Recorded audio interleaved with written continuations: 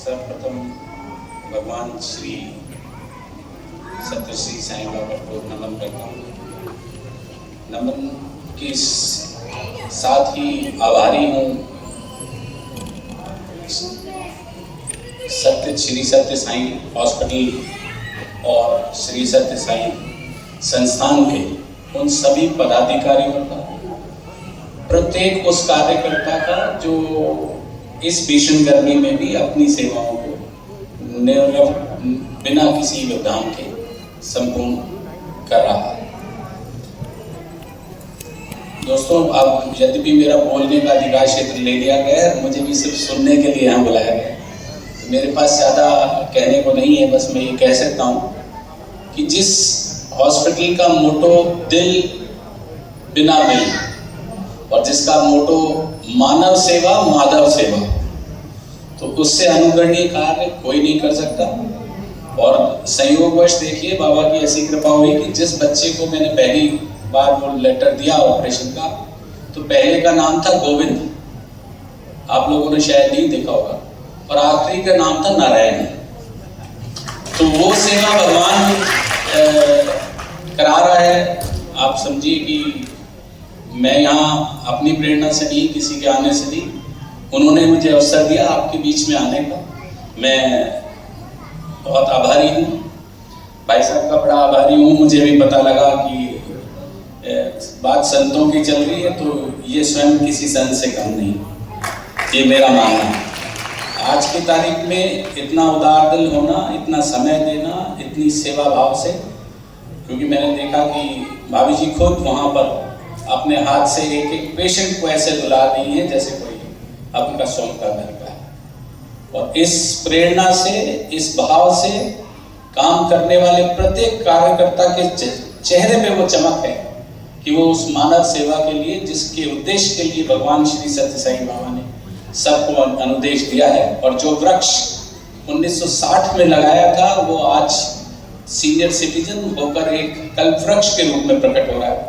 उसकी खुशबू, उसकी छाया हर घर परिवार में रहे, इसी के साथ में अपनी वार्ता को विराम देना चाहिए। आप लोगों को सबको धन्यवाद। और जिस प्रकार की सर्विसेज मैंने अभी वीडियो में देखी, मैं ये कह सकता हूँ कि हिंदुस्तान के बड़े से बड़े अस्पताल में इस प्रकार की सुविधाएं उपलब्ध नहीं।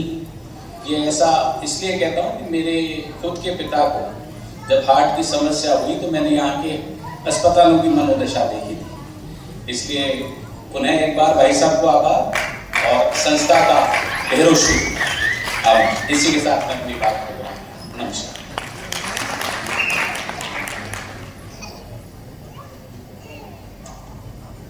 Thank you sir so much. बहुत कम शब्दों में बहुत अच्छी सीख हम सबको आपने दी। किसी सूफी संत ने कहा है, दो लाइनें मैं आपसे शेयर कर रहा हूँ, कि इबादत गाह मेरे घर से बहुत दूर है यार। इबादत गाह आप समझते होंगे, पूजा का स्थल, चाहे मंदिर हो, मस्जिद हो, गुरुद्वारा हो। वो कहता है कि इबादत गाह मेरे घर से बहुत दूर है यारो, चलो चलो किसी रोते बच्चे को हंसाया जाए। उसका मकसद कि इबादत तो हम कभी बाद में कर लेंगे, अगर किसी रोते बच्चे को हंसा दिया तो ये सबसे बड़ी इबादत है। और उसी प्रिंसिपल, उसी थियोरी पर चलते हुए आज सत्य साईं हार्ट हॉस्पिटल राजकोट के श्री मनोज भिमानी जी आज यहाँ उपस्थित हैं, और उन्हीं के मैं कहता हूँ कि इस पूरे कार्यक्रम के मुख्य सूत्रधार हैं। उन मनोज भिमानी जी को मैं आदर से यहाँ पर आमंत्रित करता हूँ। कहना चाहूँगा कि आपका नेतृत्व केवल प्रशासनिक नहीं, बल्कि सदैव आध्यात्मिक दृष्टि से प्रेरित और सेवा भावना से ओतप्रोत रहा है। स्वामी का दर्शन, जैसा सभी कहते हैं, लव और सर्व और, ये स्वामी का दर्शन था। वो आपके कार्यों में जीवंत रूप से प्रकट होता है। आपने इस चिकित्सा शिविर के लिए केवल संसाधन ही नहीं दिए, बल्कि हर सेवा को स्वामी की पूजा समझकर हर रोगी में दैवीय अंश को देखने की आपने दृष्टि प्रदान की है। हम आप जैसे दूरदर्शी समर्पित और विनम्र नेतृत्व को हृदय में से नमन करते हैं और आपको आमंत्रित करते हैं कि कृपया आए और दो शब्द अपनी सेवा प्रकल्प के विषय में सबको जानकारी दें। जय साईं राम।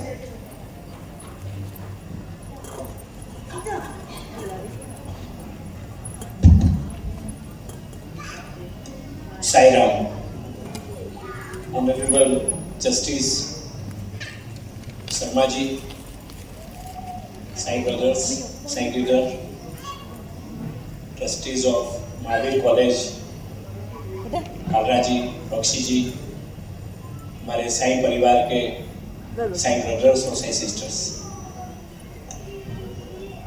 हमारे एक और मित्र हैं जो सुप्रीम कोर्ट में शर्मा जी, उनका नाम है जमशेद पार्टीवाला जी। वो हमेशा कहते हैं पार्टीवाला जी कि अगर आप सच्चे से हॉस्पिटल में अगर आपका पैर अगर आपने रखा है तो आप मान लीजिए कि आप बहुत नसीब वाले। In so many public speeches is mention कि you are blessed then only you can reach here. जब भगवान बाबा ने शर्मा जी जो पहला हॉस्पिटल बनाया 1991 में, तो वो ऐसा सोचते थे कि हर बड़ा इंडस्ट्रियलिस्ट अपने एरिया में ऐसा मल्टी स्पेशलिटी हॉस्पिटल बनाए, क्योंकि भारत की जो आबादी है उसमें खाली गवर्नमेंट और गवर्नमेंट के हेल्थ डिपार्टमेंट ये सारी आबादी को सर्व कर पाए, ये शायद पॉसिबल नहीं है। तो उनको ऐसा था कि तो पहली बार मैं देखा कि रतन टाटा जी आए हुए थे, तो उन्होंने कहा कि हम एक कैंसर हॉस्पिटल चलाते हैं, उसमें भी हमको काफ़ी कठिनाई होती है, पैसा तो हम दे सकते हैं। तो वो 1991 का मॉडल जो साईं बाबा चाहते थे कि हर जगह पे बड़े बड़े शहरों में, छोटे गांव में मल्टी स्पेशलिटी, लेकिन वो मॉडल अभी भी सत्य साईं हॉस्पिटल, सत्य साईं सेवा सेंटर ट्रस्ट के सिवा और सत्य साईं बाबा के आशीर्वाद हॉस्पिटल के सिवा कभी भी रिपीट नहीं हुआ, नो वे, क्योंकि उसमें बहुत सारे रीज़न हैं। मैं ऐसा मानता हूँ कि जो अपने शास्त्रों में कहा है, लोग पैसे की बात पहले करते हैं, लेकिन शास्त्रों में तन, मन और धन को लास्ट मेथड है। तो जो आप जो वॉलेंटियर्स देखते हैं, हमारे जो आज 200 वॉलेंटियर्स काम कर रहे हैं, ऐसे डेडिकेटेड वॉलेंटियर्स किसी भी ऑर्गेनाइजेशन के लिए बहुत डिफिकल्ट है कि जो लोग इतनी डेडिकेटेडली सेल्फलेसली, कोई उदयपुर से आया है, कोई गंगानगर से आया है, कोई अजमेर से आया है, कोई अपने खर्चे से आया है, कोई उनको रिएम्बर्समेंट नहीं मिलता। तो इसीलिए शायद मैं सोचता हूँ कि हॉस्पिटल्स एक डिफरेंट बॉल गेम है। इंडस्ट्री चलाना शायद मैं मानता हूँ आसान है, उसमें SOP होती है, स्टैंडर्ड्स होते हैं। तो ये हॉस्पिटल हम लोगों ने जब साईं बाबा ने अपने ट्रस्ट के बारे में 2001 में, हमारा 2004 अगस्त 2000 में चालू हुआ, तो हम लोग भी नहीं मानते थे कि हॉस्पिटल ऐसे आगे बढ़ेगा। लेकिन धीरे धीरे जो राजकोट था वो छोटा हॉस्पिटल था, तो हमको जब लगा कि काफ़ी सारे बच्चे भारत में, मेरा ऐसा मानना है, मैं कल साईं गिरधर जी और भाभी जी के साथ साईं बाबा की बातें कर रहा था, तो मैंने बताया था कि 10 लाख बच्चे, मैं ऐसा मानता हूँ कि विदाउट ट्रीटमेंट वो सफ़र होते होंगे हर साल 10 लाख। ऑफिशियल डेटा XYZ हो सकता है, लेकिन मैं जो ग्रासरूट में हम लोग काम करते हैं उस हिसाब से मैं बता रहा हूँ। तो ये एक बेटा, मैं कई बार हमारे घर में भी मेरी बेटी लंदन में पढ़ती थी, तो उसको एक जुकाम होता था तो हम पूरा परिवार यहाँ टेंशन में आ जाते थे। तो व्हेन लाइफ एंड डेथ, तो उसकी पूरी की पूरी फैमिली सफरिंग में आ जाती है। तो पूरी की पूरी फैमिली, और जब हेल्पलेस पेरेंट्स होते हैं जिनके पास में कोई रिसोर्सेज नहीं होते हैं, तो उनकी वेदना आप और जो लोग, हम लोग उसका अंदाजा नहीं लगा सकते कि उनके मन में कितनी वेदना होती है। और हम लोग बहुत बात करते हैं कि ईश्वर कहाँ है, तो बच्चों में ईश्वर है। शर्मा जी एक डेथ से पहले RC लाहौटी साहब हमारे हॉस्पिटल आए थे, RC लाहौटी जी। तो पहले तो हमारे हॉस्पिटल में एंटर होते हुए वो रोए, आँख में आंसू आ गए। तो मैंने कहा सर आप पहली बार आए हैं, अभी तो मंदिर में है। तो बोला कि मुझे पूरे सालों में पता ही नहीं चला कि ऐसा भी कुछ हो सकता है, जो I have been highest post in judiciary, लेकिन यहाँ आके पता चला कि ऐसी भी तकलीफ सोसाइटी में हो सकती है।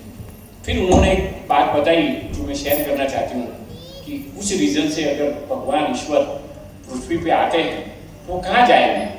तो उन्होंने कहा ऐसी कोई जगह पे जाएंगे। तो क्यों ऐसी कोई जगह पे जाएंगे? तो उन्होंने कहा ये भगवान से मिस्टेक हुई है। उन्होंने तो कोई pizza burger lifestyle related issue नहीं है, this is a congenital heart disease कि जो भगवान की डिफेक्ट्स है, ये बच्चों को तकलीफ हुई है तो भगवान को ये आना ही पड़ेगा, और भगवान है इसलिए सर ये चल रहा है। मैं कल ही इनको दिखा रहा था कि there are many days where every day we spend 10 lakh rupees per day. हमारा एक्सपेंसेस 10 लाख रुपया होते हैं, फिर भी मुझे याद नहीं है कि कोविड में हमने किसी का डॉक्टर का पैसा काटा है या नर्सिंग का पैसा काटा है। ऐसा नहीं है कि हमारे पास बहुत पैसा है, लेकिन जो जरूरत है वो कोई ना कोई माध्यम से भगवान हमने, वो छोटे थे तो वो पढ़ते थे कि नरसिंह मेहता की हुंडी में, तो वो चेक लिखते थे और हुंडी पास होती थी। मैं रोज ऐसा अनुभव करता हूँ कि आज तक कभी भी हमारा कमिटमेंट फेल नहीं हुआ सही की तरफ। कॉर्पोरेट हॉस्पिटल का खैर मैं आपको बताऊंगा, अहमदाबाद में कोई भी कॉर्पोरेट हॉस्पिटल ने कोविड में टाइम से सैलरी नहीं दिया है और काटा है 50%, 70%। भगवान हमारे यहाँ पे ऐसा संजोग नहीं है कि हमको काटना पड़े। तो ये सारा एक ईश्वर के हिसाब से चलता है। भगवान तो एक ही है और ये बच्चों में है, तो हम तो ऐसा मानते हैं, साईं बाबा ने ऐसा सिखाया है कि 100 दिन आप उसमें भगवान का दर्शन कीजिए, तो नहीं तो आपको ऐसा लगेगा कि हम समाज को बहुत ऑब्लाइज कर रहे हैं, तो आप में वो आ जाएगा और आपका व्यवहार बदल जाएगा। तो हम तो इसको अपॉर्चुनिटी मानते हैं। आप सब टाइम निकाल के आए तो thank you very much. Sharma ji हमारे वरिष्ठ दोस्त जवेरी साहब के बहुत अच्छे मित्र हैं। जवेरी साहब हमारे साथ is like elder brother to us, हमारे साथ 20 साल से जुड़े हुए हैं।